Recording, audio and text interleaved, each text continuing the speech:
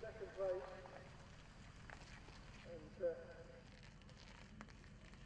obviously you're not in the championship all the time, but you know, I mean, it's this sort of part of the build-up towards the festival.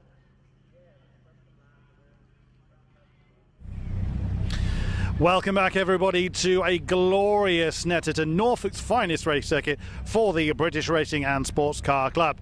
Here in the holding area is the Love Cars Caterham Academy. It's the white group this time. We saw the greens come out earlier. It is the turn of the white group. On pole is number 17, Harry George. Let's have a quick chat with him.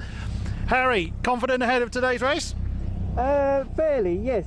Yeah, I mean, qualifying, good result on pole, so I've just got to get a good start, race my own race, and then hopefully, yeah, we'll see, but I'm hoping for a good result, so yeah, confident. Now it looks hot and dry and ideal racing conditions from here. Does it feel like that when you're out there? The car felt good this morning. The track, it's all very good. So not too hot as well. The sun's not fully out, so the surface will be all right. But yeah, the car will handle well. So we're looking forward to it. And how much pressure do you feel as a driver when you've got the entire pack behind you, or do you not concentrate on that and just hit your apexes? No, I think once the lights go out, the pressure just goes like a switch.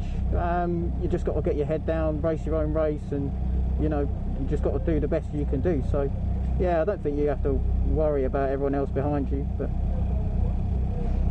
good stuff. Best of luck, Harry. We'll see you on the other side. Hopefully we've got a few more moments to have a chat with number 21, which is Charlie Lower. I'm sure there isn't an anecdote that I can think of that he hasn't heard before, that he hasn't heard. Charlie, front row, how's your qualifying? You happy with that? Yeah, super happy with that. The competition's very tight between all of us. There's a lot of extremely talented drivers on the grid, so I'm happy to be where I am. Excellent, excellent. Now we've of course heard from the pole sitter on what he feels about the track conditions. What was it like out there? Do you sort of feel it rubber in and the grip change as some of the faster categories do? Yeah, definitely. You could tell from the morning it's definitely got more. It's got grippier and grippier. We found that even in testing, that the first morning runs were quite slippery, but it got grippier and grippier through the day. And it's sunny and the track's warm, so it should be a good race. Excellent. Best of luck out there. We'll see you on the other side. We've got a few minutes to go, so we'll have another chat with the very minty green coloured number 11, which is William James. Oh, bright pink accents on the top of the car. So, how are you happy with the qualifying? Yeah, for sure. Yeah, I had quite a difficult qualifying and made quite a bit. It was quite messy, so yeah, happy with third for sure. So how much, when you're starting on the second row, are you gunning for these two, or are you constantly keeping an eye behind you? I think, yeah, it's all about trying to get a good start, so for sure just kind of focusing on, it is what it is, you know, it depends on how it all unfolds, I guess, but yeah, you want to be focusing on what's ahead. Good man. Best of luck. Certainly see your car coming. Best of luck, William, and we'll see you on the other side. Now, I want to have a chat with this man, the Apex Predator, as the car is labelled number 43, which is Gareth Lucas. Gareth, hey. So starting on the second row, you happy with that? Yeah, pretty good. I had a setup change on my car as well yesterday, so it was all a bit new in qualifying, and so happy with fourth, definitely. So we'll see what we can do. Now, with these Caterham Academy cars, they're of course sort of more of an entry level as far as Caterham racing is concerned, well, by and large. How much room is there for setting the cars up? I think, to be honest, the biggest change is really how you flat floor the car and the suspension geometry and the rake. So that really does make a difference. So you can have a little bit of a play. There isn't a huge amount you can do, but it does impact the handling of the car, and it's down to your preference. So yeah. Excellent. Best of luck out there, Gareth. The gate is now open. The cars are now heading to the field. I'll throw it back to Scott in the commentary box for race number 5 of the Love Cars Caterham Academy.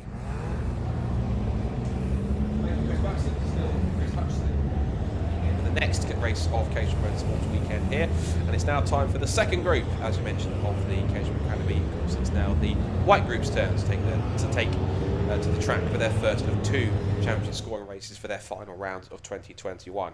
So we had some close connotations in the first race for the green group. The white group, Chris, is looking even more closer and trickier than that. He's working out some of Simon's connotations. From what we can work out in this first race, essentially, this is all really kind of on this is getting very close between Charlie Lower and Harry George, who, quite fittingly, are both on the front row of the grid, again, in terms of championship contenders. So these two really have been going at it hammer and tongs all season, but it's really going to come down mostly to who can finish ahead of the other, and also who does or doesn't pinch the fastest lap, because literally they're that close on drop scores, just 2 points between them, William James a further point back.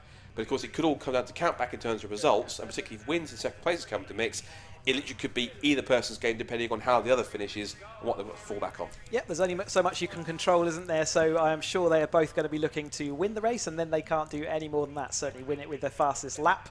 But it's really good to see that the fast guys are being at the top there, so we're really treated to seeing the battle happening just at the front of the grid, which is really nice to see. And again, there's been some really good battling through this whole season for this for the group, and it's always nice to see the 2 full grids of Caterham Academy cars, because we can't fit them all on one grid basically.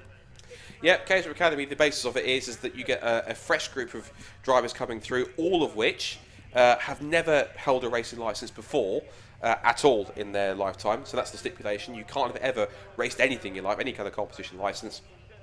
Everyone who goes into the Caterham Academy are all bona fide novice drivers, all off the streets, and all get turned to bona fide racing drivers. We'll continue that point in a second because we have the grid on the screen. So the main championship contenders are, quite fittingly, all on the front together. So it's Harry George and Charlie Lower on the front row of the grid. William James and Gareth Lucas then come next on row 2.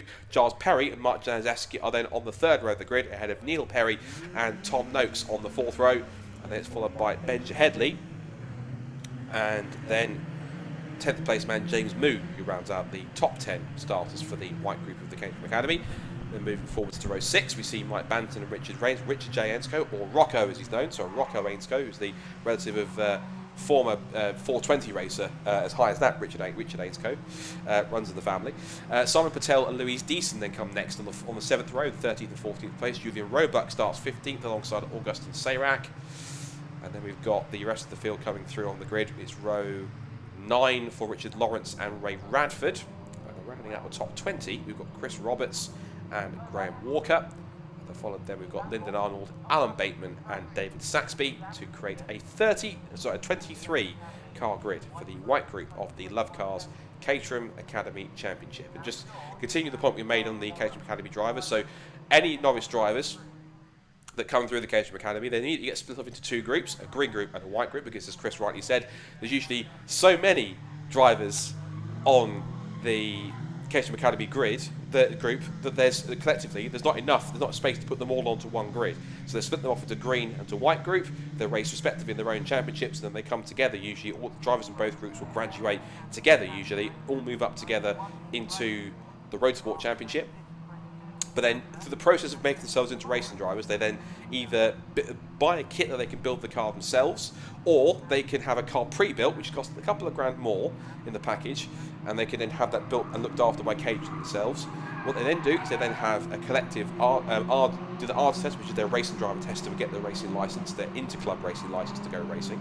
They then do a track and test day, a handling day, a drift day, all to kind of learn the basics of the car, how to use the basic setup parameters, how to get a feel for it on the circuit, how to drive it, how to handle it in certain corners, and then to start them off in gently in competitive competition. I say gently, rather lightly I suppose, is that they get them to put them on a competitive sprint, which is simply just against the clock, one car each on the course, and then once they complete the sprint, which they get points for towards the championship, they then go onto the race circuits. And they've been to so far some quite decent circuits, including, of all places, the Silverstone Grand Prix circuit, which has been quite an experience, Chris. In your first season of racing, you're on the same circuit that just probably weeks before, weeks after, the likes of Lewis Hamilton, Max Verstappen, Charles Leclerc, Lando Norris, George Russell and co. have all been battling on in the pinnacle of motorsport, and they're getting to live out, potentially for them, a dream, which is racing exactly the same circuit that they did just a few weeks, give or take, before or after. It took me 8 years to get to drive and race on the Grand Prix circuit, so yeah, they got to do it in their first race. What an excellent thing. And you've gone through what they kind of go through as part of the academy, but the most important bit is they all go through it together, and that's why we build these bonds in these early years, and it's really nice to see. And they will be racing each other now for the next, maybe their 8 years will still them racing. You mentioned Rocco Ainscough. I raced against Richard Ainscough, and he was in from my track sport year onwards, as it was then. It's 270 now. That shows how old I am, doesn't it? Getting on a bit now, Scott. It's not age, it's just experience, Chris. You should know that. But even so, yes, it's the great thing. You do tend to see, when you look at the previous academy groups, you will see essentially class of insert year. Those kind of groups of drivers, they tend to form like a collective group of drivers, and they do generally move up and race against each other collectively as a group up the stages together, because they not only form friendships, but they just enjoy racing against each other, and they can trust each other, which is the great thing, which provides really good close racing consistently across the Caterham spectrum. So, green flag will be at the back of the grid any second now. The 5-second ball will go up, and our second of 4 Caterham Academy races for the weekend. The first for the white group is set to get underway. 5-second ball is up on the gantry. Let's get another championship battle conclusion underway. It's going to be Harry George versus Charlie Lowe on the front row of the grid. Great launch from Charlie Lowe from the front row. Brilliant launch from the outside of the front of the grid to get himself into the lead. Fantastic jump to get to completely hoodwinked Harry George, and also charging past. Looks to William James. Up the inside also looks to the 43 of Gareth Lucas, into the right hand, which is they go, running wide is 97, James Moon. He's going to the moon, off onto the grass. A couple more cars running wide. Everyone's getting a little bit loose, cold tyres, just trying to find their way through the grip levels at Richie's corner after qualifying this morning. But it is Charlie Lowe who leads all over the place, and oversteering wide there was William James, but he just about holds on. But the one that really lost that was Harry George from pole position. That inside the front row for the first couple of races we've had today, not essentially not necessarily the place to be, being on pole position. The outside of the front row seems to be cleaner and give you much better starts and much better grip. It's just a bit unlucky, that grid spot, and he certainly looked like he was going to get really swallowed up by the field, but he recovered it back, and now he's coming back down the inside there back into second place, so exactly where he needs to be. So he'll put that behind him. He's got to get his head on, and he's got to get going to chase down the lead. You think it's something like 5 or 6 o'clock in the afternoon, wouldn't you? But it's actually 2:45, so quite a hazy October, sort of autumnal Norfolk afternoon here at Snetterton. It's wonderful weather conditions though. Great to see them racing in the dry, particularly in this part of this time of the year, because I think you remember last year's memories of racing at Snetterton. Wasn't quite dry, it was quite much wetter, and that was just before we went into the forcible hibernation, shall we say, for whatever the the opposite of dry was what Snetterton was last year. I remember there's a picture in the yearbook for the BRSCC, and there's a great picture that we captioned it, Caterham's in the mist rather than Gorillas in the mist, because there was so much spray water. I think it was the 310R race. And there was so much standing water, you could barely make out the Caterham's bar there. Well, they didn't have headlights for 310R, so it was that difficult. And I even had to take my hat off to those who raced that day. It was absolutely incredible. Anyway, that was then. This is now 12 months later, and the leaders are making their way up towards the bomb hole for the first time. That's Gareth Lucas, as he names himself, the Apex Predator, as he comes up through the right-hander. Trying to live up to that name by taking some clean apexes all the way through. Now, Harry George has really moved his way back into second place, so he's not taking too long after that bad start, and now he's immediately putting Harry George under pressure. So let's just remind ourselves of the connotations from Simon Lambert, Chief Medical Officer at Caterham. So again, he reminds us, a win for Charlie Lowe would mean, on Saturday, needs Harry leaving second and fastest lap to keep his title fight alive. But if the two are fighting for the lead, which they are now already, in both races, Charlie needs to win at least one of them. He can't afford to follow Harry home. Well, that's essentially what Charlie is doing, exactly what he needs to, which is staying ahead of Harry here. He needs to make sure we can hold on to him, but he's got to do that now, Chris, for the next 17.5 minutes. As we both know in Caterham racing, that ain't easy. Especially around Snetterton, yeah, you've got these two long straights, and the academies haven't got the engine power, and they've slightly down on that power to be able to punch their way through the air. So we're absolutely going to see that. So there's no point trying to protect your lead for the entire race. There are times when you must sort of sit back and look at the bigger picture. As we can see, George is actually going down the inside, so he does want to be ahead coming down into the Agostini hairpin, and he's managed to make that move stick. Nice clean pass up the inside, under brakes. There was no squeeze into the inside liner, trying to edge him out onto the road, into the grass. It was simply a case of, look, you've got the move, I'll try and get you back. And arguably, there is plenty of time left in the race. We've still got 3/4 of it left to go. So, again, maybe the two of them, even though they're in a championship battle, do they call a temporary truce and pull away? It'd be quite unthinkable, given the fact they're the two main rivals. But then again, you've also got to think about the fact that William James, who's only a point behind Harry George on drop scores, and 3 points in total behind Charlie Lowe, the championship leader, they've got to think about essentially, do they want to try and make it just a one-on-one battle, or do they want to make it a three-way fight between them? That's the key thing. But I think at this point in time, as you probably experienced, when you've got your championship driver in front of you, you don't necessarily want to work together with him. You want to beat him at this point. You absolutely do want to beat them. You'll get different drivers with different personalities. You see another move up the inside here, not actually going to come off that time. But you have the different personalities of the drivers. Some are thinkers, some are living, like corner by corner, and so you know, especially in the academy years, they're developing what they are as a driver, and I think we'll see that later on in the day, whether they've got 15 minutes of this race still to go, so nothing they do now is actually going to be it's going to determine the outcome. Yeah, there's lock up there from, just to mention, I think that was Julian Roebuck. He started back in 15th place, but he's up to 12th. So I also saw there a shot of, I think it was possibly, if I'm looking at Richard Lawrence, I think he was R64 there, who had the mint-coloured Caterham. Down the pit straight we go. Possible change on for second because Charlie Lowe has pulled the gap out now. William James is the man on the move. We talked about not to count him out, and he's certainly putting himself into the mix. Latched onto the rear end of Harry George's car as they turn in through Riches again on the third lap of racing. As we say, the fastest lap of the race is the first proper flying lap, because usually the first lap doesn't really count because you're starting from a grid. You get the true representation of what pace is like once they complete the second lap. As again, Charlie Lowe just leaves the door open a little bit close. That's a bit of it's intentional or not. It's a bit of a teaser. Harry George thinking, right, you leave the door open, are you not? And that uncertainty can breed into losing time, not just to the car in front, because you're thinking, well, do I make a move? Don't I? And indecision can also mean that the cars behind can pounce on that and think, right, he's sort of dwindling around wondering what to do, and he could try and pinch a move down the inside somewhere and make the move stick if he can. He's trying it again into the hairpin. Agostini is lower again, just left his inside line a little bit too loose, and that was close between the two of them, almost touching between wheels, but good racecraft they're learning here between the two. And again, it's close between the front as we like it to be, but it's getting a bit sort of, if you're going to make moves, you either got to try and calculate it and make it stick, and not make tentative moves like that and thinking where you could either, it's a 50-50 chance where it works or not. You've got to try the caution to the wind, or sit there and calculate it like you mentioned. There are different driving styles at play here. Yeah, definitely. Charlie Lowe leaving the inside open into Agostini, has done on the last 2 laps. Didn't actually let the pass complete that time, but as we've said before, that just allows cars behind to catch up, and we've seen actually William James, he's actually looking the most threatening at the moment, isn't he? He's looking like he's going to make a move down into this complex coming under the bridge here. It's quite a daunting place to be for a driver here, but it's great fun when it all comes together. But the order remains the same. Now, Harry George has now made it into the lead, so he has made that move stick. And will we see Charlie Lowe now have to protect himself from William behind? And I'd say keep an eye on Gareth Lucas too. He's in 4th place, 1.7 seconds back, and not that far away from the cars behind. Got cars in front of him in the top 3.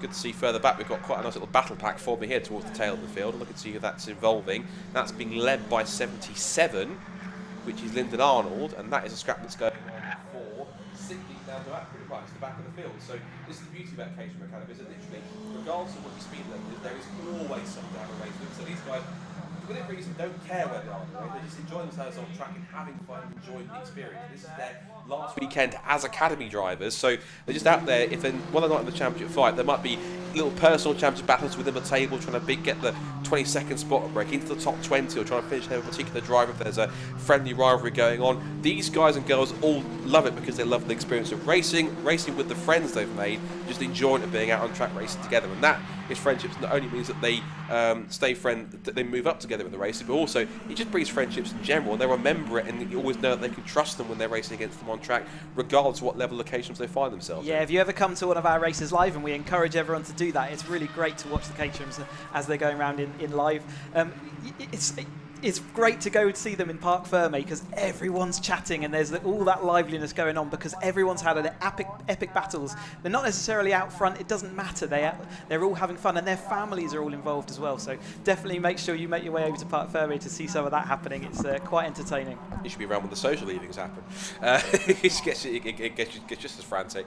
Anyway, leaders have gone through. It was quite close that you can see 15,000 of a second between Harry George and Charlie Lowe. This battle's still going on between Lyndon Arnold. He's battling away with the 51 of Ray Radford up the inside. He goes up the inside. This is for, okay, remember, as it only is for 16th place downwards. But again, these guys literally would say, who cares? It's just a great battle between 6-7 cars at the back of the field, and they're having a mega scrap. They're thinking, lead battle?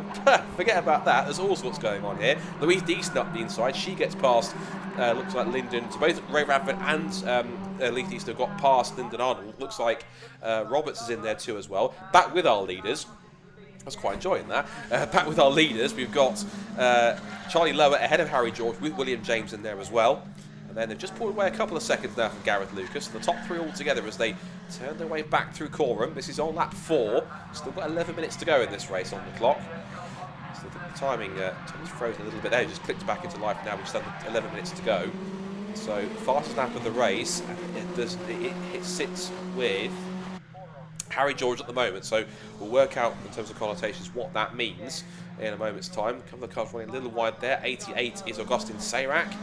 He's now under threat from Lindenau. So this is interesting. So now Lindenau has lost another place now. So was it good pace that he had a couple of laps ago within that pack?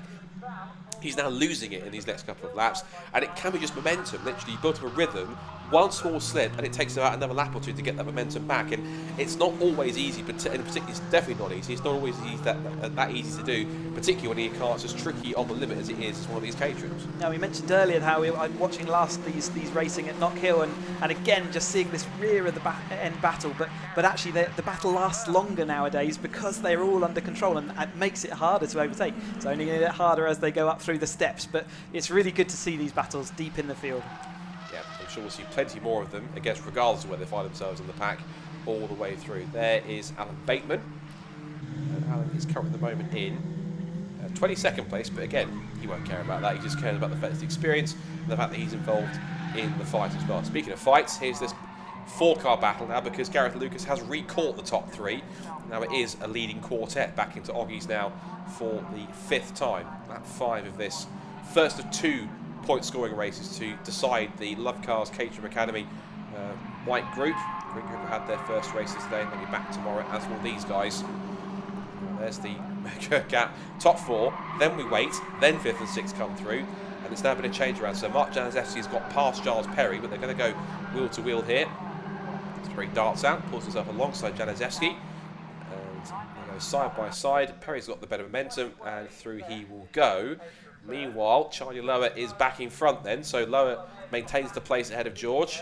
There's William James in 3rd and Gareth Lucas in 4th. We've got now Giles Perry up to 5th, Januszewski 6th, so he's retaken that position now after he was passed earlier in the lap. 7th place there is Neil Perry. I'm not sure if there's a relation between the two, but they're simply surname, a coincidence to have the same surname. Michael Banton 9th, then you've then got Simon Patel in 9th place. Michael Banton 8th, Simon Patel 9th, and Benja Headley, who came to the weekend 5th on drop scores in points, back down in 10th place and not having the greatest run so far for him in this first race.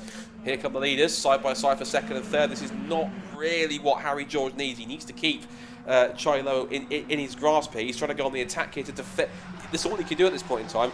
He's basically choosing to attack Charlie Lowe as best he can to defend from William James, because in that situation, it's all you can do to put pressure on the car in front to get them to hurry up and to try and do something to prevent any kind of attack from the guy behind him, to put him off if you're already trying to get past the car in front and they're going to make a move. So he's really in a bit of a catch-22 situation here. He's got to keep literally one eye on Charlie Lower in front of him and one eye on his mirror looking behind him, William James, and that is the hardest thing to do, particularly if you're in a tight championship battle and these three are separated by 3 points on drop scores. I would not want to be Harry in this situation. The guy in the middle of these three is not the place I would want to be in this battle so far. Again, we see Harry there squeezing down the inside with just a hint of a gap, and he's made it stick down into Agostini. But you're right, it is the hardest thing to do, is to manage when you're in the middle of a sandwich. It's not the most comfortable place to be, and you've got to manage it all.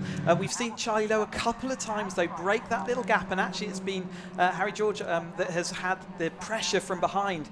We've seen it reverse, though, immediately. So these long straights doing their job and actually stirring things up. But with Lucas coming to join the battle as well, sometimes 4 cars in a battle actually causes a bit of interference, because it suddenly makes the person in a third a little bit more nervous, and we've seen Lucas getting back involved in those battles a bit more heavily. But still, it's these front two that just managed to make that little bit extra each time, and they've sort of the majority of the laps they've led.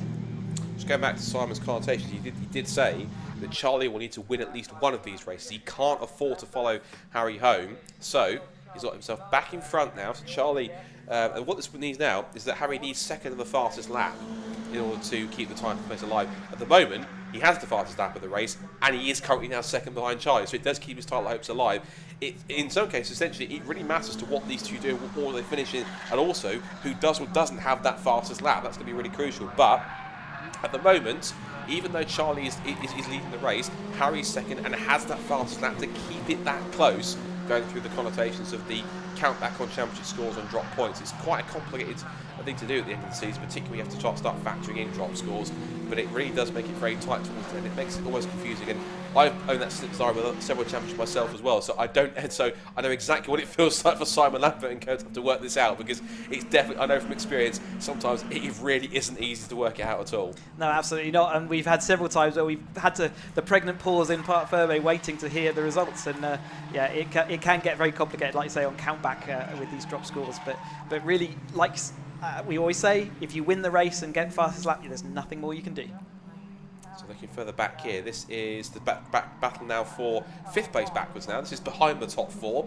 So this is now Mark Janicki, who's been battling race long so far with, or for most of it, with Giles Perry. That's now brought Neil Perry, Michael Banton and Banton into the mix. Simon Patel is then a further 3 seconds back, and he himself is scrapping with Benja Headley, so watch out for them battling over 9th and 10th.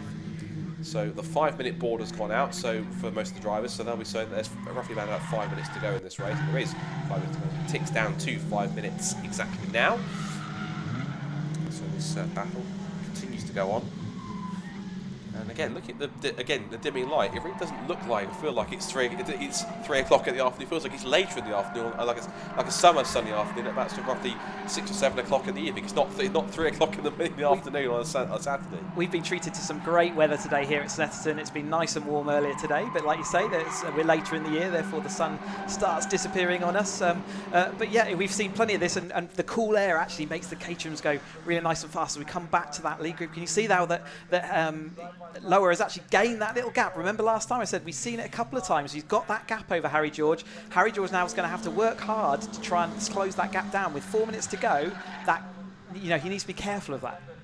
Yeah, he really is coming under massive pressure from William James, particularly when you look again that Harry George is only on drop scores a point ahead of William James. He really needs to know he literally cannot afford to lose this place now. Even though he has fastest lap, he needs to stay in second place or re-catch and re-pass Charlie Lower to keep his title hopes alive. Otherwise, this is all playing to the hands of Charlie Lower.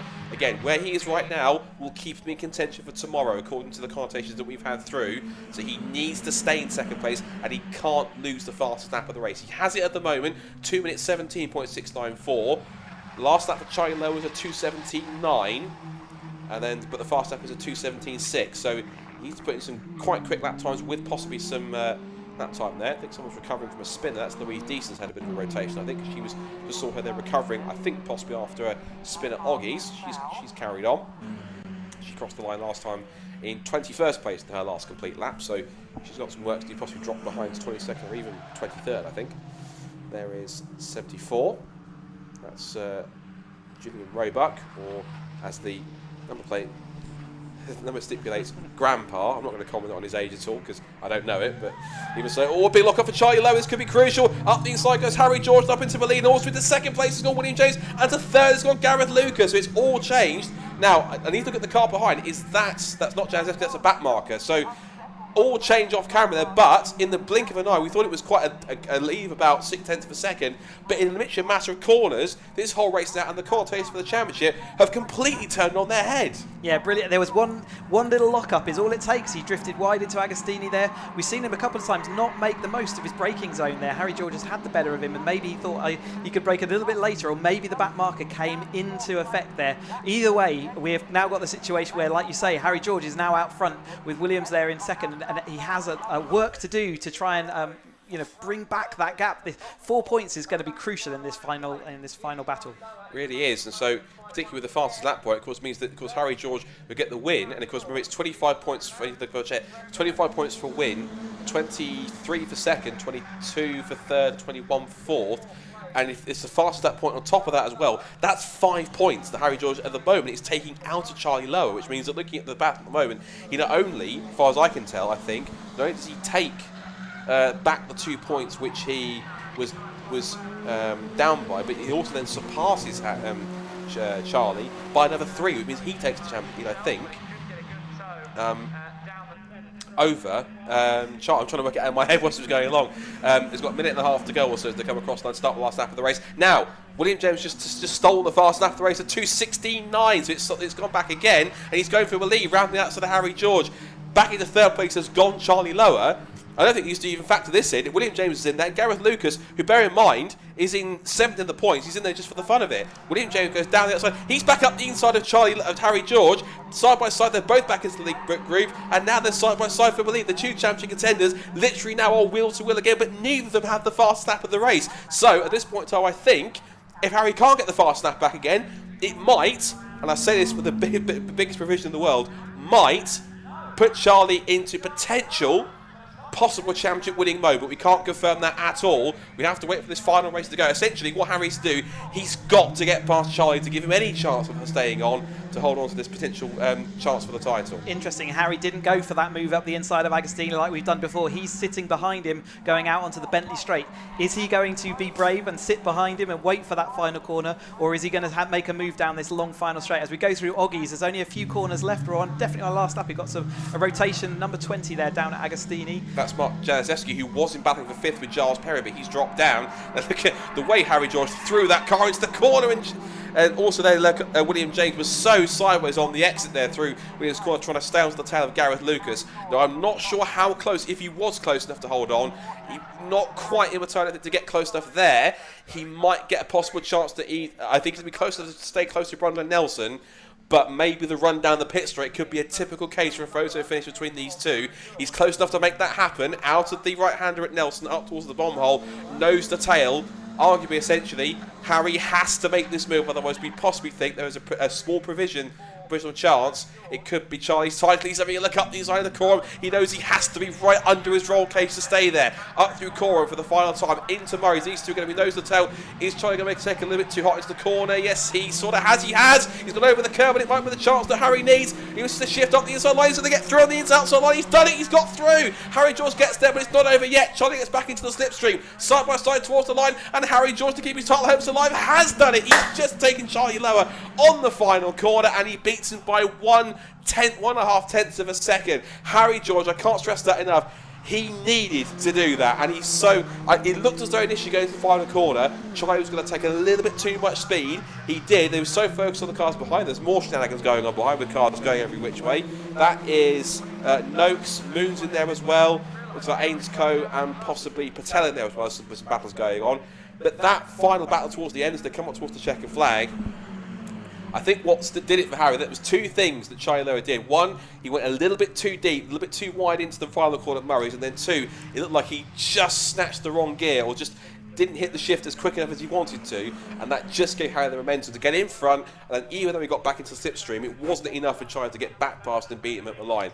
I think Harry George will be the most relieved person in the paddock tonight, I think at least, for picking up that win, because he knew, essentially, from in his head, unless he was told or not, essentially, that needed to happen, and he got it done, but only just. Yeah, we saw Lower. I was going to congratulate him on taking so much speed into the final corner there, but it just turned out to be a tickle too much, and he had a sideways moment on the exit, which meant that Lower didn't get on the power quite as soon as George, and it ended up being quite an easy move. Like you say, there was a bit of a slipstream, but I think he had lost it at that stage. But what a great finale to this race. What a great finale we're going to get tomorrow for the championship, particularly with how close it could be. Last few cars coming across the line to finish off. That great battle towards the back as the last few stragglers from that scrap come across the line. The likes of Walker, Louise Deason after her spin, and also David Sachs being car number 6.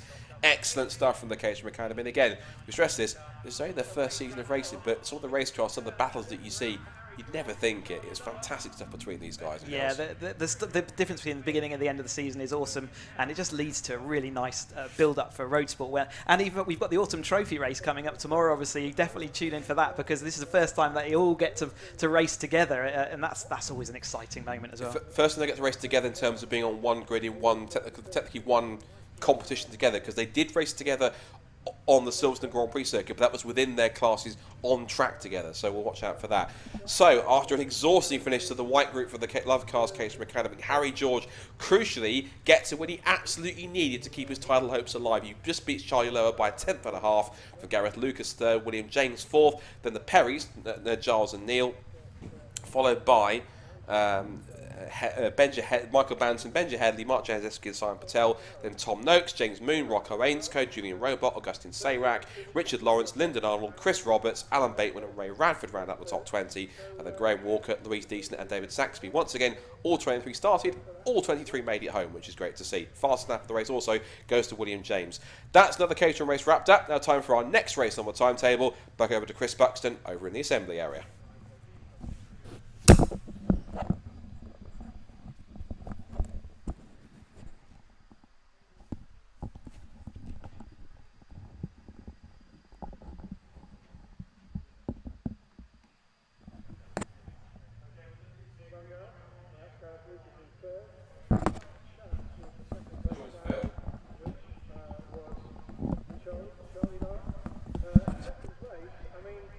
So apologies for the very small sort of audio issue there. We'll get that fixed as quickly as possible. But we are now leading in to our next race of the weekend, our next Caterham action of the race. It's now for the middle ground, the Coming of Age Championship, as some people call it. This is the Motul Caterham 7 270R Championship. This is the third step on the 5-step ladder of the Caterham Motorsport roster, and this is where the cars have had their second set of upgrades after leaving Academy and Roadsport. I think we can hear now from some of the drivers in the assembly area, so let's head back down now, hopefully to Chris Buxton, who's going to have a chat with a couple of our drivers ahead of their first race of the weekend. Welcome back to the holding area as we get ready for race number 6, the Motul Caterham 270R Championship. On pole position is car number 34, Blair McConaughey. You've got to be quite happy with the qualifying this time. Definitely happy with the qualifying. It's a little bit of luck when you go around here. Definitely very dependent on the toe. I think my fastest lap was right at the end, and I just caught up Ryan Errol. So perfect timing. Otherwise, I could have been a bit further down the grid. So I'm quite happy. So how long have you been in the Caterham ladder for now? This is the third year. So started 2019 Academy, worked all the way through, and really enjoying 270 so far. Awesome. Best of luck out there, Blair, as we're already getting shuffled away. We'll hand back over to Scott Woodwis in the commentary box. Thank you, Chris Buxton. As the cars, as you see, head out onto the assembly area, onto the grid for their first race of the weekend. The Motul Caterham 7 270R Championship still looking like it's going the way of current leader Blair McConaughey, who will try and extend his current points lead on drop scores of 19 points over second place man Carl Jones, and Harry Ayres a further 5 points back on 170 in third. So I know Chris Hutchison's still looking on the top points table with me in terms of looking where they are on the grid. Now Blair McConaughey is going to be starting on pole for this race. He's got Alan Curtis alongside him, who coming to the weekend is 11th in points, so he's had quite a decent start to his weekend. I'm sure one of his strongest qualifying results of the season to date. But he's got some of his other key rivals behind. Carl Jones and Harry, his two main rivals, are sat right behind him on the second row of the grid. So grid position wise, in terms of his location, is a benefit. But we see in the first few races this weekend, not just in Caterham but everywhere else, that inside run on pole position, it's not always the strongest place to be, is it? Because you've seen the guys on the outside line getting the better, cleaner starts compared to those who started on pole. So potentially, could this be possibly advantage Alan Curtis? We'll work that out in a second because we're going to go to the grid. So Blair McConaughey and Alan Curtis start on the front row of the grid together. Championship leader Blair McConaughey on pole. His two main rivals, Carl Jones and Harry Ayres, then come next on the second row of the grid. Stephen Lyle, who's been quite strong this season and trying to get his first win, he goes to 5th, starts alongside Wes Payne in 6th in his pearlescent coloured car. It's always one to watch out for. Demetrius Melas back on form, 7th place for him. Chris Ephraimidis getting stronger, starting 8th. But it's David Morgan and Angus McLean who round out the top 10 for this first 270R race. Back to row 6, we see Fraser Jones, and he'll start alongside Oliver Smith in 11th and 12th respectively. 7th row of the grid sees Paul Herndon, and he'll line up alongside John Cox in 13th and 14th places respectively. Row 8 will then see Tim Steele in car 53 alongside James Cameron, who starts in 16th place. He's got a bit of a titanic task for him to try and go back up through the order from the 8th row of the grid. Darryl Cresswell and Nick Allbones will start on the 9th row of the grid, and then rounding out the top 10, so top 20 will be Peter Wells and Michael Curley on row 10. And then we have the rest of the grid coming through. It's quite a hefty grid of 26 270R on the grid. Nice entry for this weekend. Ryan Errol and Richard Hall will have some work to do from the 11th row of the grid. Back to row 12 where we see Roger Gaunt and Stefano Mara. And then Duncan Cook and Dan Clayfan will round off the 26-car starting grid for our first 270R action of the weekend. So let's finally bring you at that point. Blair McConaughey on pole, but again we'll reiterate, that front row rank, particularly the inside line on pole position, hasn't been the strongest in terms of starts. Not been totally flawed, but it has been the point we've seen the cars on the outside line have been getting the better and cleaner starts. So that's a bit surprising, I think, but it's quite interesting to point that it's been quite consistent in the first few races that we've seen. Yeah, let's see whether Blair can break that trend, whether it was the drivers that have all been on pole position who haven't quite managed to get off the line, or maybe it is a bit slippier, like you say, in that slightly a dustier area. But as we go through the race weekend, that will start improving anyway as we get more and more starts going through. But certainly Blair's been a class of this year, hasn't he? He's run away with a couple of races, which is very unusual in Caterham circles, but equally there's other people around him doing some really good things. We've got Lyle coming in. He didn't do the opening rounds, but ever since he has absolutely injected himself there at the front of the grid. Alan Curtis, what an excellent result to be on the front row of the grid. He, I think, would be the first person to say he wasn't expecting that this weekend. So what can he do? He's not in the championship hunt. Can he just go and run away with this because the others are all concentrating on each other? So yeah, and it's just been good to see them all there. Harry Aird putting in some brilliant performances and has some ultimate pace, but maybe has had some unfortunate races as we've gone through the year. To see him sort of slipping into third place, but he's always there or thereabouts, and he's certainly in the mix today. Absolutely, and the good thing is with looking at where Alan Curtis, actually, his best result of the season, ironically, has been, it's been a 6th place finish, so he's actually starting higher than he's ever finished in a race, which is quite interesting. So it's a bit of dizzying heights for him on the front row of the grid, so a bit of unknown territory for him in terms of trying to work that out, thinking, am I used to being with no cars around me? But apart from looking ahead of me, he's used to cars all around him rather than just having cars behind him and alongside rather than in front. So new experience for him. He'll be enjoying it, but at the same time he'll be quite nervous as well at the same time. Yeah, sure. It's an interesting thing. You know, if you are in the mid-pack all the time, your start feels very different. If you're, lucky enough to start at the front all the time, you're never used to seeing, you have an empty track in front of you or maybe just one or two things to deal with. But if you're deep in the pack all the time, it'll be a very unusual feeling for him being up there up front. And I'm sure he's one that he will look to repeat many times. Well, hopefully he can try and make the most of his high up starting spot. As you say, he comes into the weekend in terms of his points on drop scores, 11th with 104, so got some time to make up. Quick profile of the 270R race car. As we said, this is a second evolution, or second stage evolution of the original Academy car. So they get all the upgrades from all the upgrades they've already had from Road Sport, which is the Avon ZZS tyres and the rear anti-roll bar. The two key differences you'll see are the visual changes, because not only do they also get stiffer front springs and dampers, a wider track front suspension, they also get at the same time the removal of the windscreen and the lights, and that starts to turn it. You can reattach them, and cars can be made road legal again with adding a number plate and windscreen and lights, but for racing purposes they're taken off, and it starts to make the car a bit more race car like in terms of what it feels like, because the Road Sport and Academy cars still have number plates on them, headlights, windscreens. These start to look a bit more like proper purpose built race cars, even though they are originally an Academy car when they start off. And a lot of people have said is that once you've had 2 seasons, 1 season to literally get to starting racing, second to get to grips with the upgrades and to get used to the circuits again, start to bed yourself back in again. This third season in 270Rs is where you start to learn to use everything you've learned in the first 2 years and start developing. You're developing further, find your pace, find your competitors. This is where you really start to find your form and find where you sit in the ranking of Caterham racing, whether you're a front runner, a mid pack, or someone who just enjoys running at the rear. Yeah, absolutely, and that's nearly getting everyone lined up on the grid now, so let's see who's learnt how to do their starts. Can Blair break the curse of the pole position today, and can he get off the line well? Let's see then. Let's see if the inside ride is clear enough to make it happen.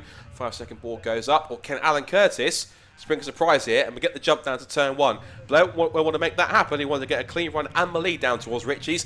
See if we can hold on to it. Red lights are on, and this time he has broken the curse. It's a good start from the inside from pole. So he's got the lead. He should have the whole shot down towards turn 1, but he's immediately under pressure from Carl Jones in the black car with the green roll bar. There it is, on dance to the outside line into Ritchie's for the first time, and poor Alan Curtis has got absolutely swamped, bless him, into the right hand of Ritchie's corner. Got to about 5th or 6th position he's been shuffled back to. I think Ayres got past him, Jones has got past him, whereas Payne's got past him as well. So he didn't quite get the start he was hoping for, but he's kept himself roughly in that sort of leading group. He's not too far away. He's still in there about 6th or 7th place, which is not too bad a start for him for that front row.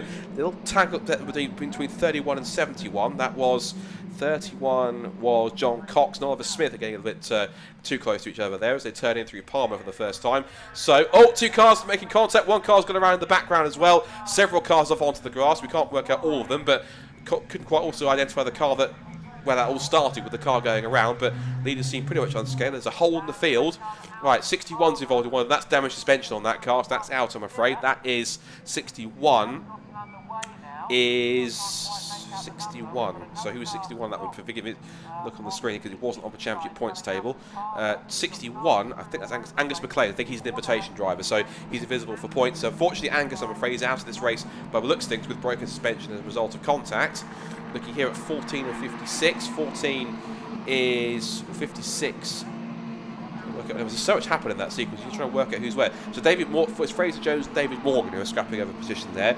But that sort of skirmish just behind the leads has created quite a hole in the field. That's already created the lead gap, the lead group of 4 or 5 cars. Everyone else who's now going to try and fill that gap has got it will spread out quite a lot, and that's what can happen in the first lap of an incident like that. It spreads out the field, and also what not for much longer it won't do, because out the window I can see yellow flags are out, and the first appearance of the RunYourFeet.com safety car means all those gaps are going to be completely shrunk down, and the race is going to be neutralised back to single file and brought to a premature standstill whilst we get to collect up some of the cars that have been damaged in that incident. Yeah, absolutely. It all kicked off there, didn't it, Scott? But the championship contenders did all get through, so they'll be happy that they are out front of that field. But yes, everything now will come back together again behind the safety car, and we'll effectively have a restart once that safety car pulls off. You can see there that we've got the 13 car sort of stranded out on track, and that's why we've got that safety car. Marshall Dare just checking that the driver's okay, and it all looks good. So the RunYourFeet.com Jaguar BRSCC safety car makes its way out onto the circuit to pick up the pack, and as it makes its way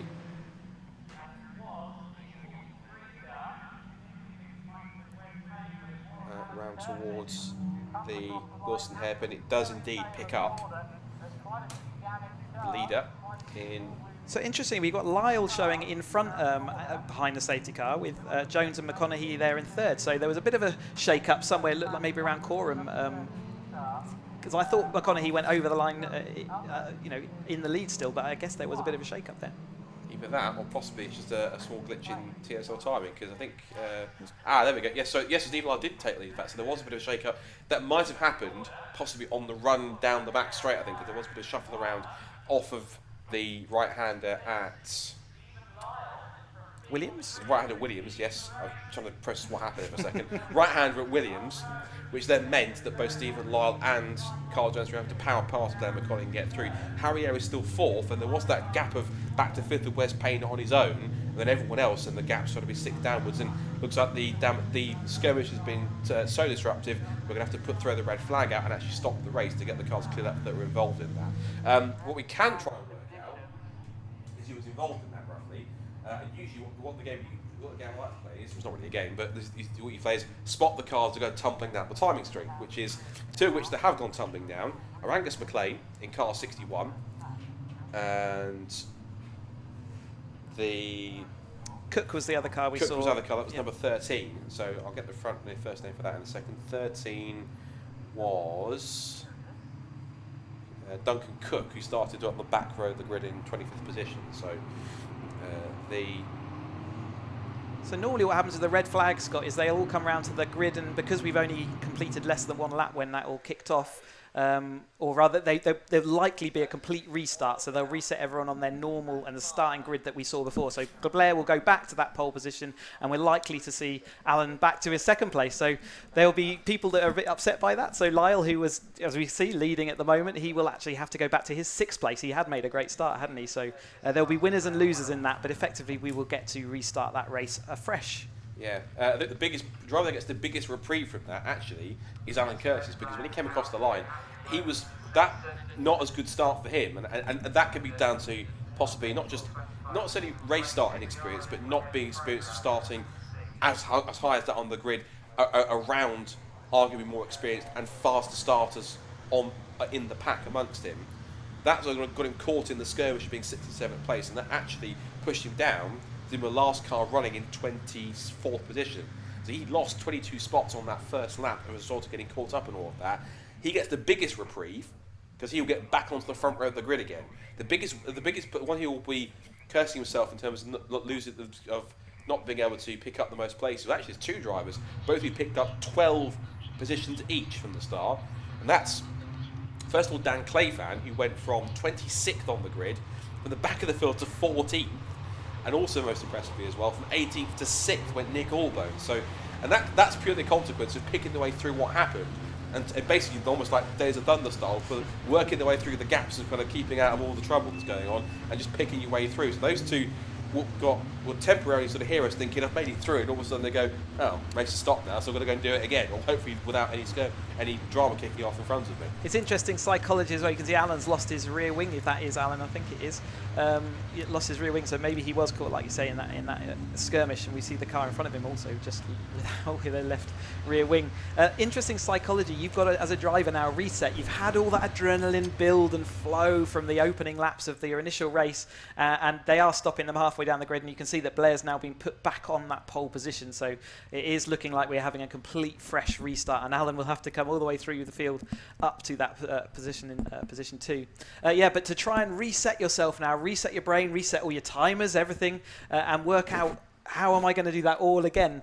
For the people who had a bad start, great, they get a new opportunity to do well. But if you've just had a good start, you're absolutely gutted. But you've got to turn that off, forget all about it. That race never happened, and off you go again.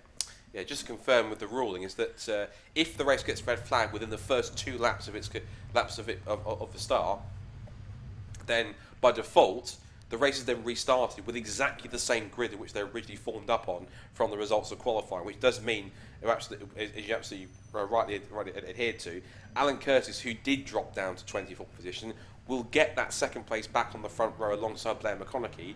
That front race patch is going to be blank for a bit because he's quite far back in the pack. Let's try and pick him through, but he will move up there and will work his way into second place before they get the racing back underway. Well, there could be some edge. I'm not sure about the regulations, Scott, about if he was the cause of an accident. It could be that you don't get that same benefit presented. I'm not sure whether there's edge cases like that, but I still expect at this point to see him be pushed back through the field and get put to his second place on the grid. And hopefully this time he can get off the line well, and we can see him properly involved in that lead battle. But it certainly looks like Blair and Harry and Jones are just all going to be still involved in that. You know, all year we've seen them go hammer and tong, and with Lyle there as well. Lyle looking for his first win, obviously. New to Caterham's this year. Done a bit of karting in his past, but absolutely brand new, running with DPR there, and I know he's thirsty for that podium spot. I don't think he's taken a win so far this year, has he? Or since he's joined, has he? But he's come close. But he hasn't quite taken a win just yet, has he? I think that's right. I think he's been on the podium, but he hasn't had that ultimate win, and certainly be on the search for that now if he. Yeah, let's have a look. So Stephen Lyle, who is currently 4th in the points so far. I know he has taken 2 wins. Forgive me, he took 2 wins at Croft. So 2 wins because it's 25 points for a win. So he took 2 wins, double win at Turkos. So he has managed to take it. So he essentially is kind of the in-form Manco, if you like, pace-wise coming into the weekend. So and looking pretty strong. And again, being in the lead there just proved that he's made some great strides and he's in the mix now. But as you say, got to do it again from 6th now after that mix-up. And we ruined the fact that the race stopped because, of course, he was leading when it came out. Yeah, I've just disowned him of 2 wins, and what a great... he did have an absolutely stellar... I wasn't at Croft, so there comes Alan on the right there, just using a bit of the grass to get through to the front of the field. We also saw Rob Keogh earlier in the season, didn't we? But we haven't seen him he was always involved in that battle as well, but we haven't seen him towards the tail end of this season. And it's... this top 4, I'm looking forward to the race they're going to put on now. As see Kirsty there just telling everyone how long this race is going to be. Yeah, Kirsty and Simon both from Caterham Motorsport just having a chat to all the drivers.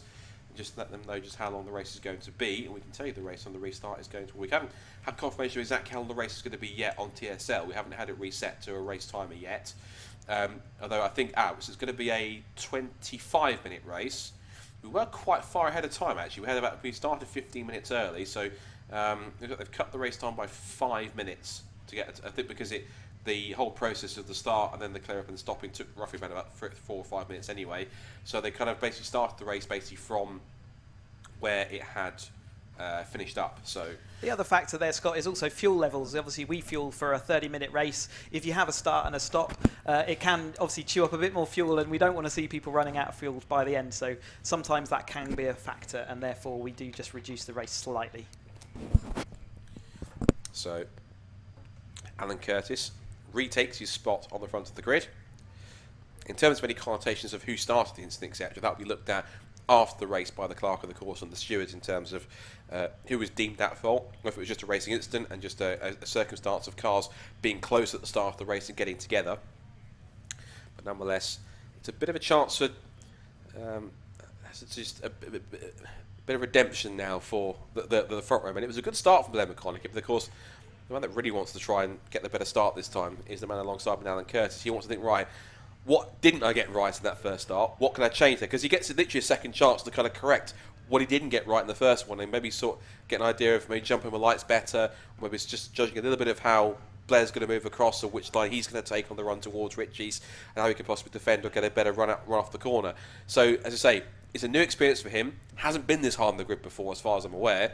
So he now has got the proper chance to try and get himself right amongst the championship leaders and essentially, in a good way, make himself a bit of a nuisance around those who are usually front runners. There's a lot to think about at the start of a race, and you've got all the adrenaline going. What you're trying to make sure you're in first gear, so there's a confirmation that you've got the right gear set, making sure your timer's ready to go. You bring your clutch foot up to the biting point so that it doesn't have to move any further than it needs to, and all the time trying to control your adrenaline and get your accelerator at exactly the right point to give you that ultimate launch. Awful lot to think about, and there's loads of little things that can go wrong. We've seen a couple of the pole positions today. The adrenaline maybe got the better of them, but yeah, Blair proving that the inside line there is still okay. We've got a full a green flag lap again to reset this grid as we're seeing the signals going out. Yeah, 1 minute board's gone up, 30-second board about to follow any second now, which it does. So the buzzers go off for the drivers to signal that they're just about to get underway, and as you rightfully say, Chris, they will put them on a second green flag lap to get some temperature into the tyres and brakes, get them set for their second go at the start of this first Motul Caterham 270R race of the weekend. Also be an opportunity for them to check that there's no fluid down at the place where all the cars were coming together. It's very easy to pop a radiator on a Caterham if you've got front to rear contact, so they'll also have a good opportunity to see the track and the condition and make sure they're happy with everything around the circuit. Indeed, so it's also a good chance as well to give a massive thank you to all the hard work of our marshals and volunteers, particularly for clearing up the incident as quick as they could, the recovery teams and all of our fantastic Orange Army for all their hard work they're doing on essentially what is them from their regular day jobs and everything else. So technically a weekend off for them, but it's for them helping race meetings happen and helping be part of the sport that they love more than anything else. And for them we say a massive thank you, because genuinely without marshals and volunteers and motorsport, this event wouldn't happen at all. So a massive thank you to them and all the hard work they're putting in, especially getting everything cleared up there so we can quickly turn things around and get this race back underway for a second start at this point. They do an epic job, and on behalf of all drivers, yeah, we always like to thank all the marshals around here. That we can't do what we want without you, so thank you very much for the work you do. So off onto the formation lap they go. So let's just then, I'll quickly just do another run through again just briefly if you're maybe just joined us after in between that red flag and didn't see the first start and therefore didn't quite catch the grid order. So of course again they line up in the same order they qualified again, because the race had not completed 2 full laps before the race before the red flag came out. So again, original starting places from where they qualified earlier on this morning. So points to Blair McConaughey then, he's back on pole position. Alan Curtis gets a second chance at a front row start now alongside him in second spot on that first row. Then it's Carl Jones and Harry Ayer, Blair's 2 main championship rivals, starting together on the grid. There they are. Then you've got Stephen Lyle, double winner from Croft, alongside Wes Payne. Then we've got Demetrius Melas and Chris Efremidis on the 4th row of the grid. David Morgan and will be on his own because Angus McLean won't be there after he damaged his suspension in that incident, so fortunately he will be out of it. Fraser Jones and Oliver Smith will then start on the 6th row of the grid. Paul Herndon and John Cox will start in row 7. Row 8 will go to Tim Steele and James Cameron, followed by Darryl Cresswell and Nick Allbones, who is one of the 2 drivers who had those mega starts, but has to start all the way back now in 18th place again. So watch for him from row 9. He'll be wanting to see if he gets a demon start once more. The top 20 completed by Peter Wales and Michael Curley, followed by Ryan Errol and Richard Hall, Roger Gaughan and Stefano Mara, and then Duncan Cook, who is another driver who won't see on the grid after he was also the other person got caught up by that incident and had to be recovered when the red flag came out. And then Dan Clayfan, who again picked his way through all of the melee in front of him that was going on to get himself up 12 spots from 26th up into 14th. So again, he's another one, Chris, I'm sure that if he can pick his way through and keep his nose clean, is another one who'll be able to pick up some good spots in the first opening couple of laps when the pack is still tight together. Yeah, I wasn't sure. I think it might have been Dan Clayfan's car that had quite a dent up its rear end, so I'm sure he was actually involved in that, but obviously that pushed him through the field rather than actually costing him time. But there's certainly one car out there with the rear panel looking a little bit dented, and I thought it might have been Dan's car. But yes, you always looking for those opportunities, aren't you, and looking for when they come to you. But you know, the red flag obviously scuppered those chances. But does this mean that Alan's actually had 2 front row starts now? I'm not sure what it goes down in the record books as, but certainly this will be an opportunity for redemption, won't it? The history books in terms of the TSR results show he had 1 front row start, when in reality he had 2 chances at that 1 front row start in terms of the result. So I think he will claim himself, yeah, I started from the front row twice. TSL will show he started technically once, but of course he did do twice. He's definitely started twice on the front row. But here we are. We're coming up to that pole position line for Blair there, with Alan alongside and Carl Jones and Harry Eyre. So they say the class of the season, all at the front here, looking to see whether Stephen Lyle can make that opportunistic move again up the inside. And Wes Payne has been involved pretty much the whole season as well, hasn't he, in his nice pearlescent car? Yeah, and also, as you said, keep an eye for Stephen Lyle. Now he's on form from his double win at Croft. He will not want to stay where he is on the 3rd row of the grid. So watch out for the dark grey car with the orange stripes. That's Stephen Lyle from the inside of the 3rd row on 5th position. So Blair McConaughey then gets a chance to try and hold on to the lead.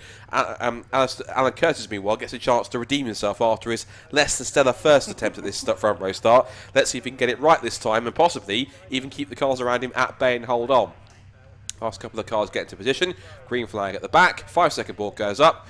Let's try this again, shall we? Second time to get this race, the first race of the weekend for the Motel Caterham 7 270R Championship. McConaughey and Curtis on the front row of the grid. Who gets a better start this time? Better start from Alan Curtis. Much better this time from the front row. And he actually, on the front row down towards turn 1, pulls level with Blair McConaughey. He's right down the sprint down towards Richie. He's on the inside lines, McConaughey, in the white car with the black nose. Curtis sweeps across and loses 1 place to Carl Jones. But if he can just lose 1 place, that'd be a much better start than before. He's still in there, but he's got cars to his inside line down towards Wilson for the first time. Into the right-hander goes McConaughey. He's under threat from Jones. Where is Curtis? He's now 3rd still on the exit of the hairpin at Wilson. Under threat from Wes Payne. I think Demetrius Melas got a good start there. He's up to, I think, 4th or 5th, I think, possibly, if not Stephen Lyle. Into the left-hander they go at Palmer. And it's going to be in the lead as they emerge on camera. It will be a couple of cars running wide on the exit, but we need to see if we can. There we go. McConaughey leads it. Jones in 2nd place. And I think Curtis, he's still staying. He's still there. He's still in 3rd place. So good start from him. Much better getaway from the front row. And this time he's really made it work. And he's getting his elbows out much more. Much better from Alan this time. Yeah, I think it might have been Speedy Dry down there to clean up some of that liquid. We saw Blair actually locking up a tiny bit into Agostini there. And I wonder whether he got a bit of muck on his tyres. Alan Curtis there losing out to Stephen Lyle. Wes Payne is next up on that list. But Blair McConaughey doing Blair McConaughey things and actually getting off the line extremely well and moving off. Of course, he'll be a bit relieved that in the previous times when he's raced in Caterhams, his old perennial rival and sparring partner Tom Willis, who hasn't been a couple of times, we should stress, as a guest driver, so even if he has won races, he's been invisible to results in terms of point scoring. Usually, because the past couple of seasons have been his running theme. Tom Willis and Blair McConaughey have been 2 main men in their respective running. They both battled for the championship in Academy. Tom Willis won, Blair was 2nd. Road Sport, same thing happened. Both battled for the championship. Tom won, Blair was 2nd. Now Blair is now in a position to win the championship himself, regardless of Tom being there or not. He's really shown a growing in his potential pace and his speed and his racecraft as a whole, and he really has taken this championship this year by the scruff of the neck and really made it his own in terms of his pace. Even the times when Tom has been there, Tom hasn't always had the pace over him, and Blair's shown that he can hold pace and keep at bay when he needs to. Yeah, and ultra consistent as well. Extremely good at making sure that he never makes that mistake that costs you the time. We see Harry Eyre here right on the tail of Alan Curtis as they're coming up to the line. Alan looking like he's struggling because he wasn't in the toe of someone else, so obviously he's giving a full toe to Harry there as he pulls to the outside, and I imagine that he's going to be able to sweep around him by the time we get up to this turn 1. You talk about consistency across 3 race meetings: Donington, Knockhill, Silverstone Grand Prix. Out of 6 races, literally 4 in a row, Blair won 4 of them. He won the second race at Donington, both races at his home venue of Knockhill, which I know he and his fans and family absolutely loved. And then he won the first race on the Silverstone Grand Prix circuit. So great stuff for Blair to keep his consistency up. He's won another race since then at Brands Hatch. Lots of battle of girl in the mid-pack. Yeah, we saw Harry Air drifting wide out of turn 1, and then again wide out of the hairpin, and Alan Curtis is now back into just behind Wes Payne. So where it looked like Harry Air had got it done and dusted, it actually didn't turn out that way in the end. But certainly this race at the front, this front 4 that we saw in that first race, they were all, or the first part of this race, I should say, they're now back out there and looking ready to give us a good show for the next 21 minutes.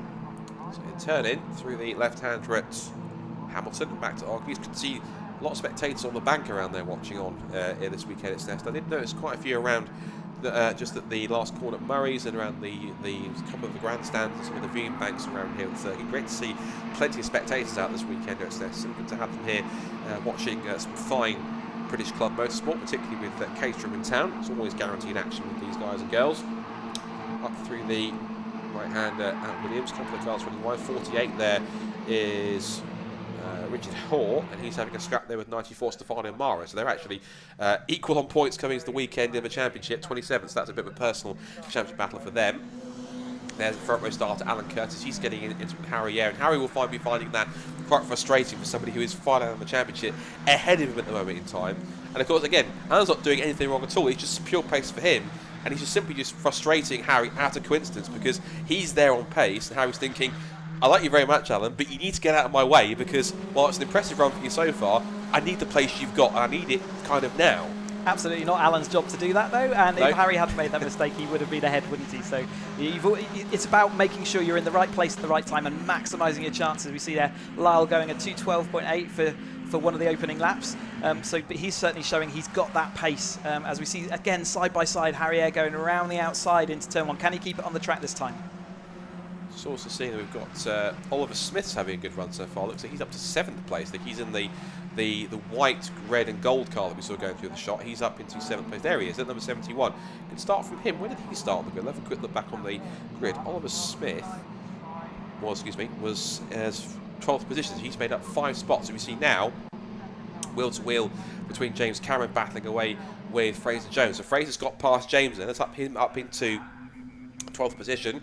Meanwhile, Stephen Lyle is wasting no time here, and neither is Carl Jones storming up the inside of Agostini. Really gave Blair the fright there under brakes, and as a result of that, pushed him inadvertently without contact, forced him wide and allowed both Stephen Lyle to get through, and now Wes Payne's in contention now. So not only is Carl Jones charging, so Stephen Lyle, ever the opportunist, snuck up the inside, saw Blair around wide and thought, thank you for that. 2nd place. I'll go for the win now, if you don't mind. Carl Jones is never shy of putting his nose in there, and you could see that he was absolutely on the limit of his brakes. Blair had to turn out. We had a bit of a wing loss there. I'm not sure exactly what caused that. I didn't see the sort of instigator, but that's gone off racing line, so we're all good. But yeah, so absolutely never shy of putting it down the inside. Blair had to turn out, and that just gave Lyle absolutely, like I say, the opportunist move to tuck his car at the inside. We see Carl Jones protecting. Is Lyle going to go around the outside into Brundless? He does.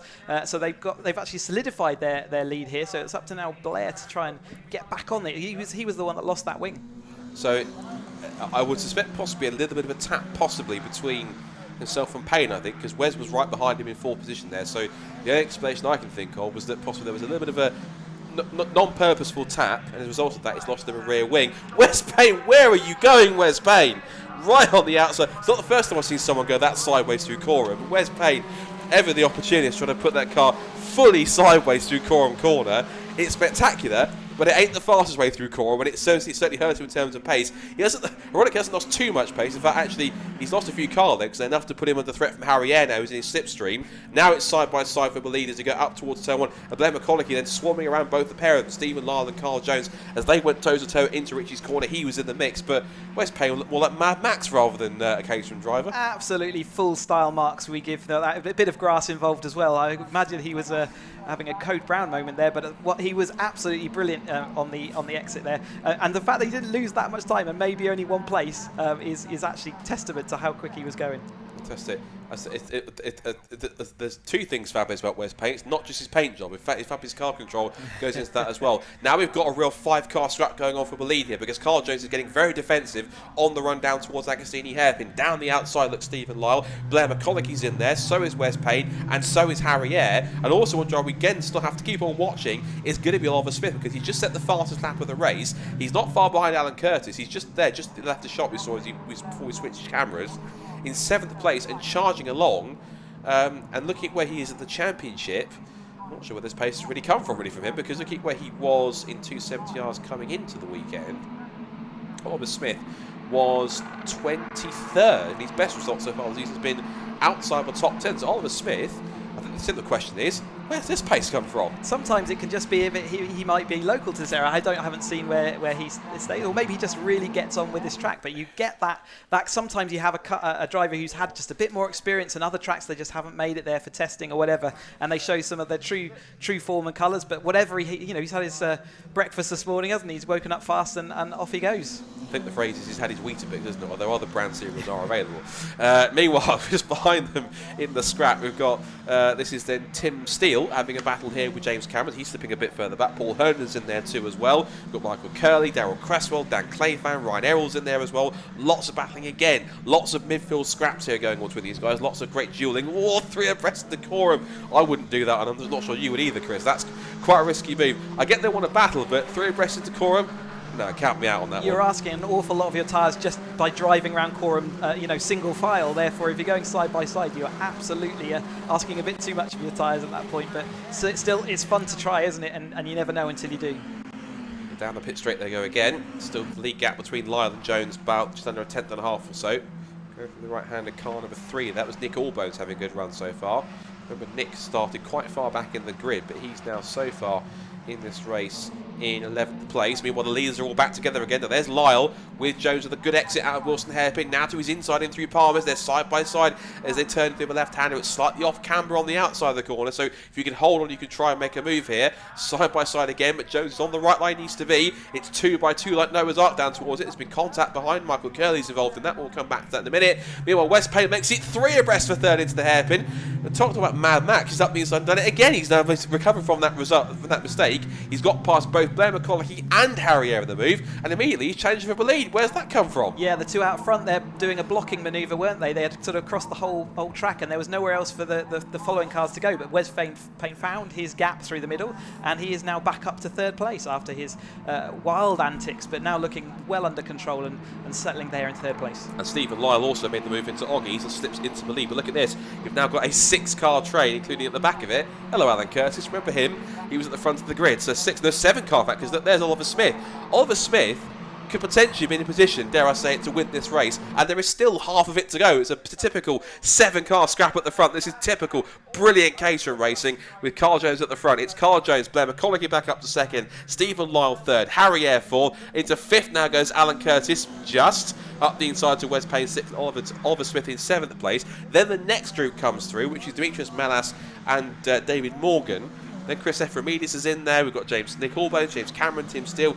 This is one of those races again with the Caterhams. Literally everywhere you look, there was an epic battle going on. This is typical Caterham motorsport action at its absolute finest. Yeah, Carl going absolute defensive into Brundle and Senna S's there. Right on the inside, allowed Blair actually to make that move round Stephen Lyle into that corner, but now they're all that line abreast and they're ready to do another lap, but they do it all again. Up the inside looks Blair McCulloch. Stephen Lyle tries to follow him through. Carl Jones stuck on the outside line with Harry Eyre trying to follow him into 4th position as well. So to the right-hander, and Carl Jones has lost 1, 2, maybe 3 spots. Under brakes, he tries to fight back down the outside. Blair McCulloch has got his number though. Up the inside into the Wilson hairpin and back into the lead goes the championship leader. 2nd for Carl Jones, 3rd for Stephen Lyle, and still 4th for Harry Eyre. Then it's Curry, Payne and Smith. That leading group of 7 cars only separated by 2.1 seconds. The first 6 of which of those 7 covered by 1.6. It is that close at the front. Yeah, really a brilliant thing. We see Jones again looking down the inside. He did sort of teach Blair a lesson into that a couple of laps ago. Blair's absolutely got it protected this time, and we've got Lyle attacking around the outside. Again, it's where do you look? If you're in the middle of this pack, do you look in front? Do you look behind? And Lyle getting squeezed onto the grass there by Jones. No way through, but he actually feeds back into that train, and they all continue. So out through the left-hander at Hamilton again. This is lap 6. Fastest lap of the race again, still held by the man in 7th place, Oliver Smith, who's having literally the race of his life at the moment so far, up in that 7th place spot. He probably can't believe how far he's thinking, hold on a minute, I'm never usually this high, but great stuff. There he is, Oliver Smith. Great job from him so far. He makes his way up the back straight, tries to keep in the toe of the cars in front, but just top 6 in that big bunch together, just trying to pull away a little bit collectively, but he's doing well to keep with them. McConaughey then, holding the lines, then turn back in through complex, side by side for second. Lyle goes around the outside, looks up the inside. There was a bit of a peek up the inside for McConaughey, but he shut the door quickly. Lyle took to the curb, and that's not compromised his exit from the right-hander at Wilson. Another piece of bodywork goes flying, another wing goes off from someone in that pack. I didn't quite catch who it was, but we'll see who's missing something when we see them next in the shot. There's another one of the groups being headed by Chris Efremidis. Lots of battles going on here. Again, absolutely typical textbook Caterham racing.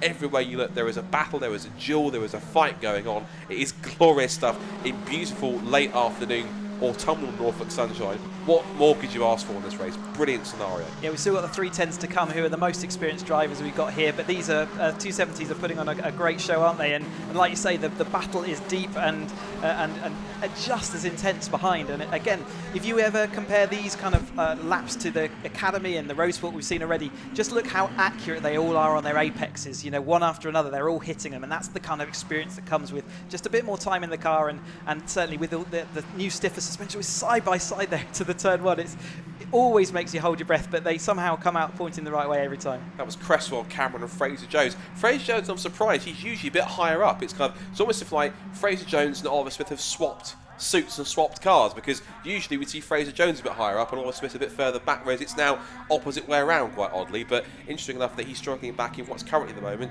around about 17th place. Now back for the lead, Lyle versus McConaughey's on at the moment. This is Joe Agostini now for the 7th time.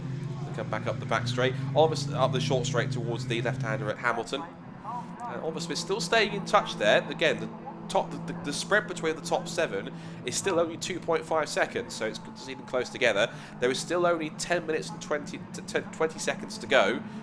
They now come onto the back straight once again, and let's see who passes who this time in the slipstream. Through they go. To see who else has lost a wing. I think possibly Alan Curtis was the one that lost the wing. I think Carl Jones was looking like he had suspiciously lost the wing, and he was right alongside Stephen Lyle when that came flying out. So I think that might be the smoking gun there for that one. Good shout. Yeah, but Blair and Stephen look like they might get a bit of a gap over the line, but actually that's all closed up again. So again, it just shows around this track especially, there's no escaping. You are going to be in for a battle, a race along. I think you're right on the call. I think I did see that at Carl Jones is without his right wheel wing, so you're absolutely right. Good call, good spot on that, Chris. As they come up through Brandon Nelson, more battle going on. That's Paul Herndon, who's having the last couple of laps. I think such a great side-by-side duel with Tim Steele here in car 53. Both of them going wheel to wheel through several corners. And now Wes Payne turns his way through as he's a little bit further back. So Wes Payne's dropped. Oh, he's still in.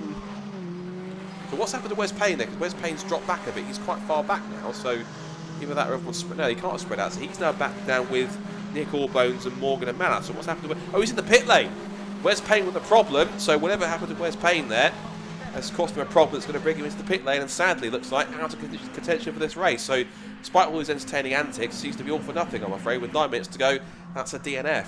That is, and that's a real sad. It's in race 1. That means that you do start from the back of the grid for race 2, but that does give us a storyline for tomorrow's race where we can follow his progress through. But that'll scupper his championship ambitions, won't it? It'll be one of his drop scores, so it certainly takes away another life that you get given with those drop scores. Yeah, look at Rose in the points. He was 10 points ahead of Fraser Jones, who he can take comfort in not having a great race himself, but he was 5 points behind Stephen Lyle. He goes to win this race again. Harry with a huge dive up the inside. Didn't quite make that stick, and Stephen Blair just went, what are you doing? Back up the inside we go. Let's just probably look at them laughing as he went past going through that complex. So now, rather than a Super 7, it's a Super 6 at the front, because we've now got Lyle, McConaughey, Eyre, Jones, Curtis and Smith. We should say provisionally in any order, because usually the order we see them in is not the same order we see them a lap later. We just saw Jones actually getting on the exit of Agostini there, going onto the grass, and Alan Curtis is moved up into, I think, is that 5th or 4th place there. So looks like 4th. Yeah, so again, you know, after that race 1, he is going to be absolutely celebrating the fact that we had that restart. But yeah, Jones again showing he's absolutely on the edge all the time, and Eyre there, yeah, like you say, making a real almost last lap type dive down the inside of Agostini. You want to be saving that and keeping your powder dry for right a bit later in that race. At the time, we still had 8 minutes to go, so what time he was looking at, I'm not sure. Out the complex, not towards the bomb hole, goes the top 6. Meanwhile, in the middle of the pack, just casually 3 abreast of Brundle and Nelson, like it's no big deal. We've got there, that's the 7 of... look at the numbers here now. 7 is one of the James Cameron. I think he's one of the invitation drivers in the factory run Caterham 270R. Fraser Jones is in there too. And also you've got there Darryl Cresswell and John Cox having a battle. That's over 15th down to 18th, these guys, deep in the mid-pack. Here's Tim Steele scrapping with 73, Dan Clayfam, who, remember Dan started right at the back of the grid, or almost where he was. He was right at the back in 26th position. And he's now up into 13th, so he's quite literally passed half the field to get through. Yeah, it's absolutely brilliant to see Dan moving back through the field there. He's been, a mainstay of this grid for a while now. And it's great to see he's made all that progress right up to that mid-pack line. See a bit of body damage there at a very tatty number 52 there. That's Peter Wales there, and he was the guy with the sort of slightly dented rear panel there. But as we come back to this lead battle, we've got Stephen Lyle there down the inside, Blair McConaughey round the outside, and we've got Harry Eyre still looking there. This time round, Harry doesn't decide to do the last of the late breakers and stays in his 3rd place. But we've got Carl Jones back up to 4th, and we've got Alan Curtis still there, and Smith hanging on in there as well. So, it's kind of everything stayed stationary that time, but it's exciting even when they stay stationary, Scott. So still pretty close, top 6 separated by 1.6 seconds at this point, so still anyone's guess for who's going to end up on the podium, let alone win this race. They turn out through Williams and onto the back straight. Oliver Smith having literally the race of his life, as we talked about earlier on, holding onto this pack. I think he's simply just waiting for the moment where each one drops off and he just picks up a place as he goes on. So if he keeps at this rate, he'll win the race if they keep on dropping off like flies like this point. 5.5 minutes to go. McConaughey still leads, but that means nothing with 5.5 minutes with a gap this close, group this close, and this competitive. Back up the inside goes Lyle for 2nd place on Eyre. So it's currently McConaughey, Lyle, Eyre, then Jones, then Alan Curtis, and then Oliver Smith. Further back, there's Clayfan up another spot. So that's him past Tim Steele. And of course, they made up a couple of spots after a couple of cars just dropped off and had some issues. So that's now Dan incredibly into the top 10 after starting back in 26th position. So if there was a Driver of the Day award, I think at least he, if there was one, he'd definitely be a contender for that run. He's up 16 spots in this race. There's still a chance to maybe a couple more. Excellent stuff from Dan. He usually is, again, a bit higher than this at the back of the grid, but certainly showing his pace as we go into combat once again for 2nd place down towards the right-hander. Yeah, we got Blair coming down here, able to take his own racing line that time for the first time in a little while. We've actually got sort of 3 abreast. Again, sometimes that shows that Blair might have that little bit of extra speed, but Harry Eyre trying to shove it down the inside of Lyle on into the inside of the hairpin, but actually it's oh, crikey, I can't even keep up myself. But yeah, it's actually Jones, isn't it, there into 2nd place now. So Eyre has actually slipped back a little bit with Lyle there still trying to hold on. Lyle's been permanently positioned 2nd and 3rd, and McConaughey has taken the majority of those lead opportunities. So we've even got a little gap now.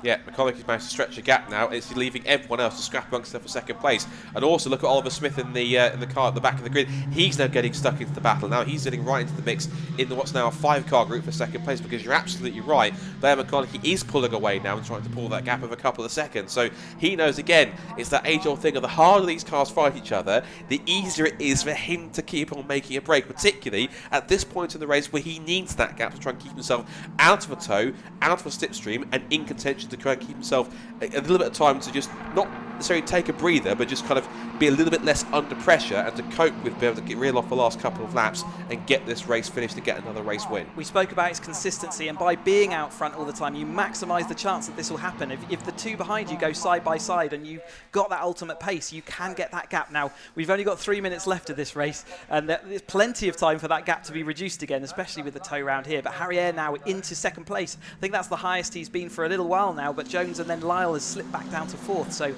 they're all going to be keen to make those positions up, but we've probably only got maybe 2 laps to go.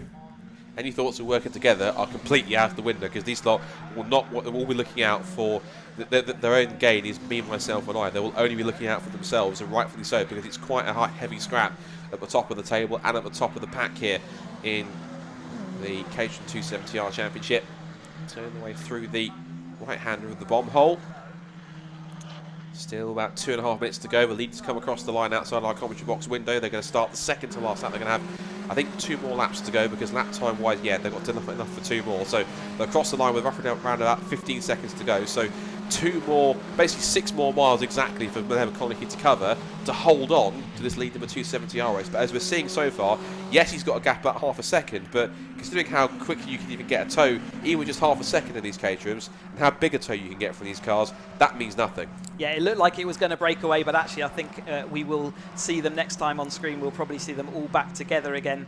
As they move through, as we're watching again, James Cameron there and Creswell in their battle deep in the field. But actually Blair still does have a little gap, and they're going at it again. So Jones and Air all absolutely locked up going into Agostini there with Lyle behind. So again, maybe a bit of smoke coming out of there, isn't that? As Jones is left rear cut tyre. Yeah, I think that was a nudge in the rear from Harry Air on Carl Jones under braking. Because of that, it just dipped a little bit of the rear wheel arch, what's left of the metal, just onto the tyre. So hopefully it doesn't rub too much and cause a problem.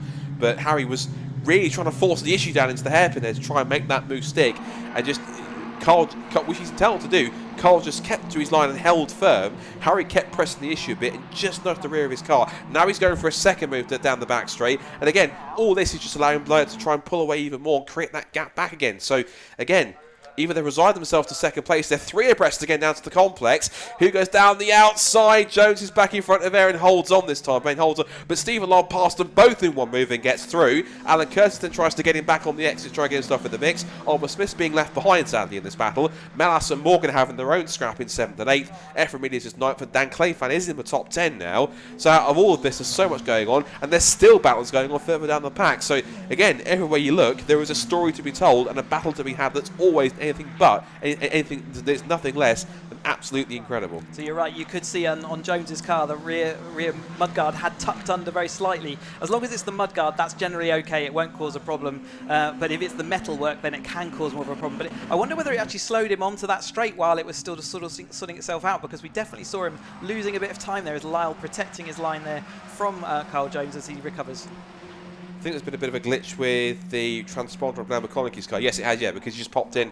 And not only was he late to pop in, but also they just popped in the new fastest lap of the race, which probably couldn't even believe because it was a 2 minutes 11. So 2 minutes 11.9. We're on to the last lap of the race now. The time has hit 0. This is it. Final lap of the race to sort themselves out. McConaughey has the lead, but Lyle and Co are going to try and go after it. So out of Palmer for the last time. McConaughey hasn't quite spread eagled this bunch, but he's going to try and keep the gap going as much as he can into the left-hander through the hairpin. So there goes McConaughey, then Lyle, Air, everyone else trying to be looks like 4th position. Round the outside of Curtis has got Oliver Smith, so he's into the top 5.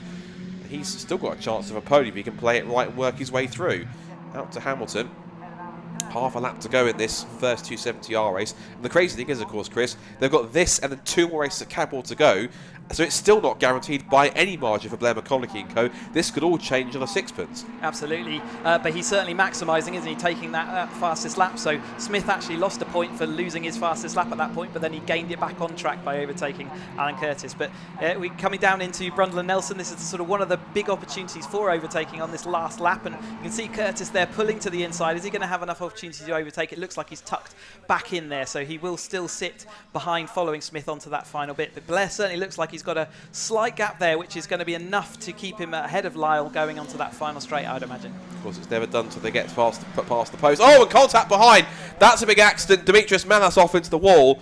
Now, he was battling with David Morgan. I'm not sure if there was contact. It was just out of our camera. Thankfully, initially, we can see at least Demetrius is moving, so hopefully he is okay. We'll come back to that in a moment after the race is finished. But out of the final couple of corners and onto the pit straight, Championship lead is going to take another victory and another step closer to potentially wrapping up his first Caterham title. He's going to come to the checkered flag and take victory in an excellent 270R race. Blair McConaughey wins race 1 at Snetterton, followed by Steve Lyle in second. He pitches the fastest lap of the race on the final lap and takes the extra point to go with it. Harry Air is 3rd, Carl Jones is 4th, Oliver Smith with his best results ever in a Caterham race as far as we're aware, in 5th in Caterham Motorsport Circles of the season, 6th for Alan Curtis, and then whatever happened to 7th downwards, it now means we've got 7th place for David Morgan 7th, Tim Steele 8th, Dan Clayfan is 9th from 26th on the grid. 17 places made up in one race. That's incredible stuff in half an hour. Great stuff from him. It's 10th for Chris Ephraimidis, 11th for Paul Herndon. Then it's Ryan Errol, Darrell Cresswell, Fraser Jones and James Cameron, followed by John Cox, Peter Wells, Roger Gaunt, and then it's Michael Curley and Richard Hoare. And of course the main thing is, obviously, whilst the main headline is Blair McConaughey takes the victory, of course the main thing is, even though we can see him moving, fingers crossed that Demetrius Melas, after all, was quite a heavy impact into the barriers, fingers crossed he's okay. Yeah, it certainly was a heavy impact. We never like to see that, and like you say, you can see the front of the car is actually pretty damaged there.